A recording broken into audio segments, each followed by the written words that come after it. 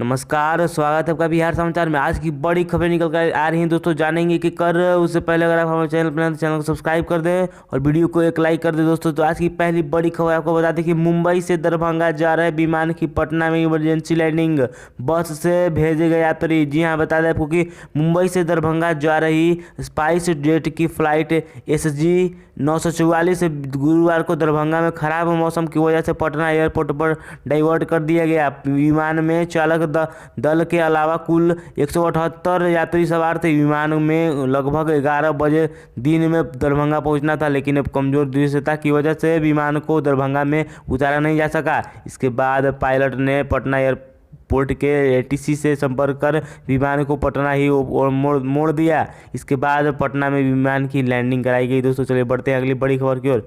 अगली बड़ी खबर है, आपको बता दें कि CM नीतीश ने दिया निर्देश, पेयजल आपूर्ति की समस्या का तत्काल समाधान हो। बता दें आपको कि मुख्यमंत्री नीतीश कुमार ने अधिकारियों से कहा कि ऐसी व्यवस्था की जाए कि हर घर नल का जल योजना के तहत पीने का पानी आपूर्ति में कोई समस्या आए तो उसका तत्काल समाधान हो।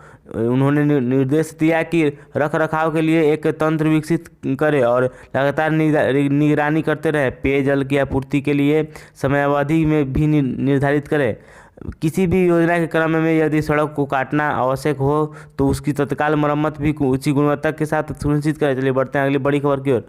बता दें कि फ्रंट लाइन कोरोना वॉरियर्स को लगेगा सबसे पहले वैक्सीन, जिलों में तैयार हो रहा है कर्मियों का डाटाबेस। आपको बता दें कि बिहार में सबसे पहले फ्रंट लाइन कोरोना वॉरियर्स को कोरोना का टीका लगेगा। बता दें आपको कि स्वास्थ्य विभाग के निर्देश पर सभी जिलों में कोरोना महामारी से बचाव को लेकर सबसे आगे की पंक्ति में कार्य कर रहे कर्मियों को टीका लगाने की तैयारी शुरू कर दी गई है। सूत्रों के अनुसार स्वास्थ्य विभाग के अपर सचिव सह राज्य स्वास्थ्य समिति के कार्यपालक निर्देशक मनोज कुमार ने सभी जिलों के सिविल सर्जन को निर्देश है कि वे अपने अपने जिले में कोरोना वायरस का डाटाबेस तैयार करें, ताकि यह आकलन किया जा सके कि पहले चरण में कितने वैक्सीन की जरूरत होगी।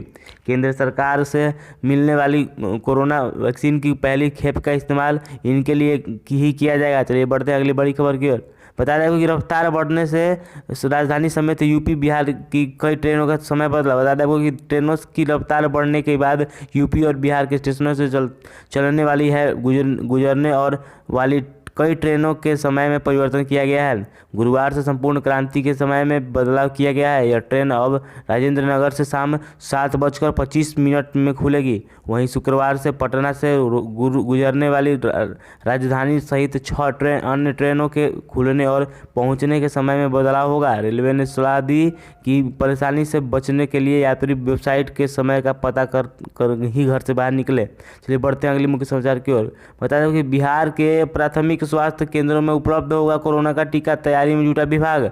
जी हाँ, बिहार में कोरोना वैक्सीन को प्राथमिक स्वास्थ्य केंद्र पर उपलब्ध कराया जाएगा।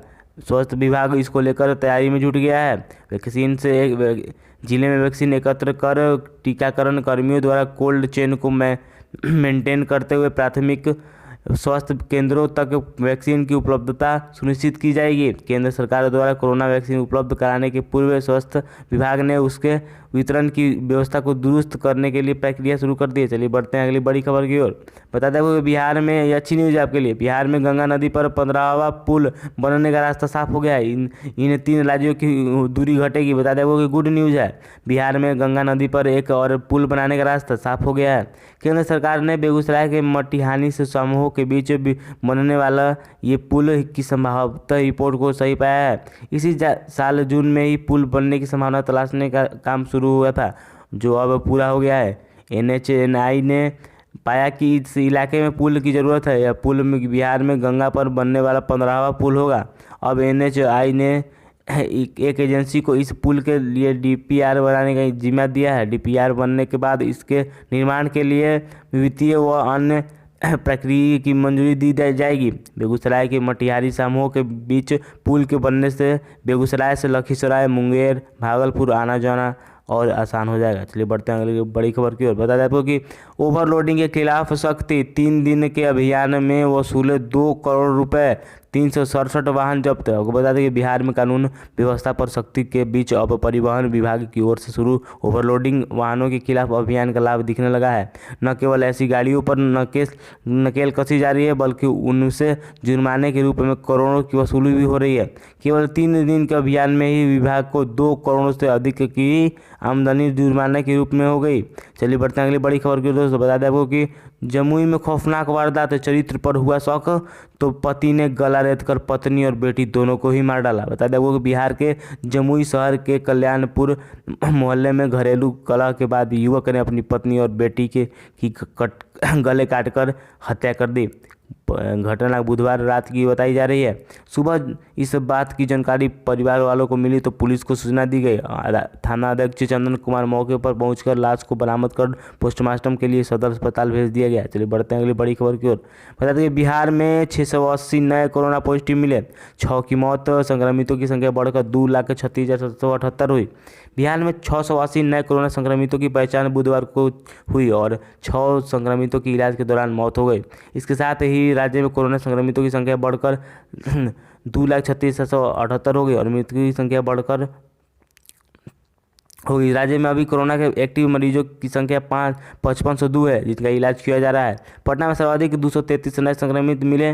स्वास्थ्य विभाग ने अनुसार पटना में सर्वाधिक 233 नए कोरोना संक्रमितों की पहचान हुई। इसके अतिरिक्त 18 जिलों में 10,000 से अधिक कोरोना संक्रमितों मिले, जबकि शेष 19 जिलों में 10 से कम कोरोना संक्रमितों की पहचान की गई। चलिए बढ़ते हैं अगली बड़ी खबर के। बता दें कि फाइजर को ब्रिटेन में मंजूरी मिलने के बाद भारत में कोरोना वैक्सीन को लेकर दिया बयान। वैश्विक दवा कंपनी फाइजर ने गुरुवार को कहा कि भारत में फाइजर या बायोएनटेक का कोरोना टीका उपलब्ध कराने के लिए केंद्र सरकार के साथ काम करने के लिए प्रतिबद्ध है। आपको बता दें कि ब्रिटेन दुनिया का पहला देश बन गया है जिसने फाइजर या बायोएनटेक टीके के आकस्मिक इस्तेमाल को मंजूरी प्रदान कर दी है। बता दें दोस्तों, ये बड़ी खबर है। ब्रिटेन के दवा नियामक medicines and health care products regulatory agency ने कंपनी के टीके को अस्थायी मंजूरी दे दी है। यह टीका ब्रिटेन में अगले हफ्ते से उपलब्ध हुआ। चलिए बढ़ते हैं अगली बड़ी खबर की ओर। बताया जाएगा कि 30 करोड़ लोगों को ही मुफ्त में कोरोना टीका लगेगा। इस शर्त को पूरा न करने पर चुकाने होंगे पैसे। बताया जाएगा कि सीरम इंस्टीट्यूट ऑफ इंडिया और भारत बायोटेक के वैक्सीन के तीसरे फेज के एडवांस स्टेज में पहुंचने के साथ ही सरकार के वैक्सीन वितरण की रणनीति साफ होने लगी है। इस रणनीति के तहत कोरोना की जांच व मरीजों के इलाज में लगे स्वास्थ्य कर्मियों, सफाई कर्मियों के साथ अन्य कोरोना वॉरियर्सों के साथ 50 साल से अधिक उम्र के लोगों को केंद्र सरकार प्राथमिकता के आधार पर मुफ्त में वैक्सीन देगी। इनके अलावा अन्य लोगों को वैक्सीन के लिए न सिर्फ लंबा इंतजार करना पड़ेगा, बल्कि उनकी कीमतों में भी उन्हें खुद चुकाना पड़ेगा।